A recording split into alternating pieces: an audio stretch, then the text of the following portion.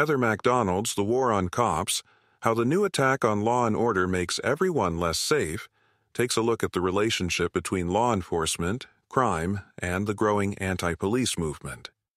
It explores how a revolution in policing transformed urban America, only to be challenged by a powerful protest movement that has reshaped the national conversation on race and justice. The book begins in the late 1970s and early 1980s. Crime was rampant in cities across the United States.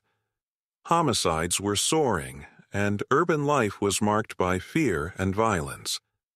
Many people believed that crime was a symptom of social failure or governmental neglect, and that until poverty and racism were eliminated, there was little hope for change. But then, a seismic shift began to take place. In the late 1970s, legislators started demanding tougher sentencing for convicted criminals. The idea was simple. If criminals served more of their sentences, they would be off the streets longer, and crime would drop. This marked the beginning of a new era in law enforcement, one that emphasized punishment and incarceration. But it wasn't just about locking people up. In 1994, a revolutionary change in policing philosophy emerged in New York City under Mayor Rudy Giuliani. Giuliani campaigned on a promise to clean up the city, to restore order and civility to the streets. His first police commissioner, William J. Bratton, championed a strategy known as broken windows policing. The theory was that allowing neighborhoods to become overrun with graffiti, litter, and public disorder would signal that social control had collapsed, leading to more crime. By cracking down on minor offenses, the police could prevent more serious crimes from occurring. Bratton had already demonstrated the effectiveness of this approach as the transit police chief in the early 1990s, when he implemented broken windows policing in New York's subways. Under his leadership, the NYPD began rigorously analyzing crime data daily and holding precinct commanders accountable for their precinct's safety. Officers were encouraged to stop and question individuals engaged in suspicious behavior, like hanging out on a known drug corner or casing a store in a burglary-prone area.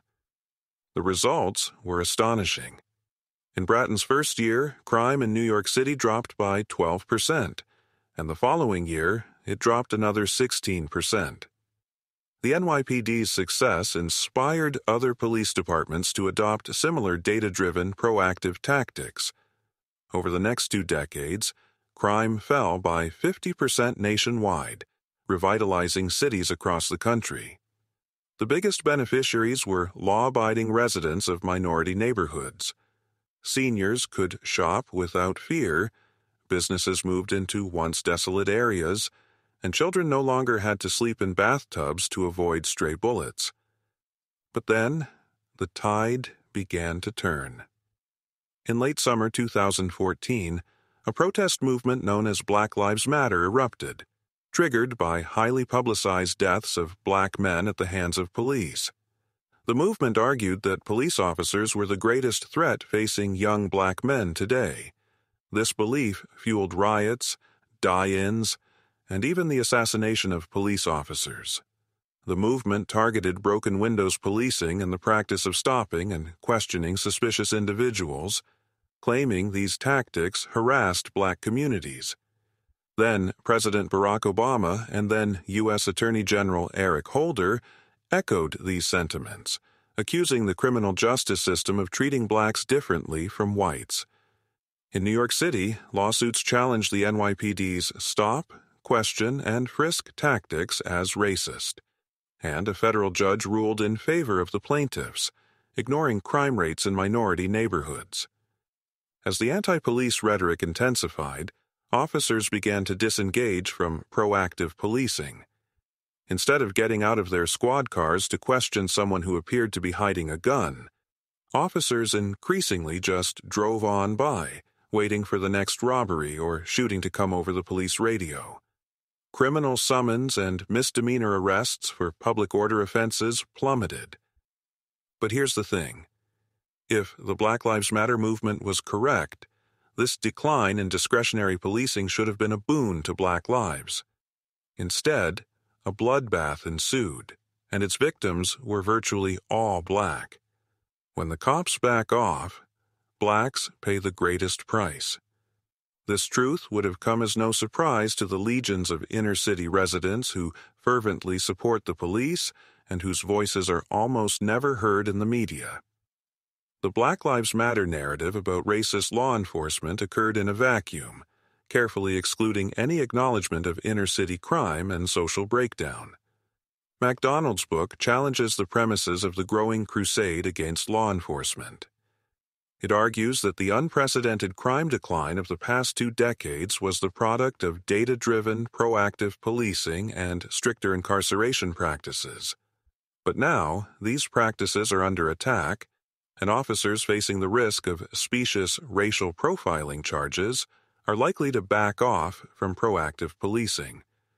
The Ferguson effect, a term coined by St. Louis Police Chief Sam Dotson, describes the phenomenon of officers disengaging from proactive policing due to the intense anti-police agitation that began in the summer of 2014. This disengagement has led to a surge in violent crime in cities across the country. Obama himself contributed to this chill wind against the nation's police forces.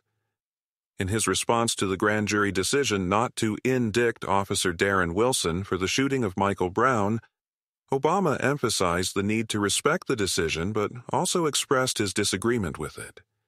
His tone and body language conveyed a sense of disgust with the decision, fueling the narrative that the criminal justice system is biased against blacks. The media, too, played a significant role in amplifying the anti-police message. The New York Times, for example, claimed that the killing of young black men by police is a common feature of African American life and a source of dread for black parents from coast to coast. In reality, however, police killings of blacks are an extremely rare feature of black life and a minute fraction of black homicide deaths. The book argues that the media's focus on alleged police racism has diverted attention from the far more serious problem of black crime.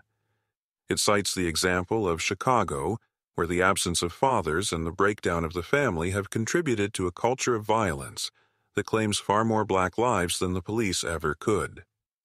In conclusion, the war on cops calls for an end to the demonization of the police and the criminal justice system. It argues that the only answer to the crime problem is to rebuild the family, particularly the black family. Until we address the root causes of crime, we will continue to play with fire. This has been a BrightLearn video from brightlearn.ai on the book The War on Cops: How the New Attack on Law and Order Makes Everyone Less Safe, by Heather MacDonald. Visit brightlearn.ai for more fascinating videos like this one, and visit naturalnews.com for full editorial coverage and breaking news on critical stories that keep you informed and aware of what's really going on.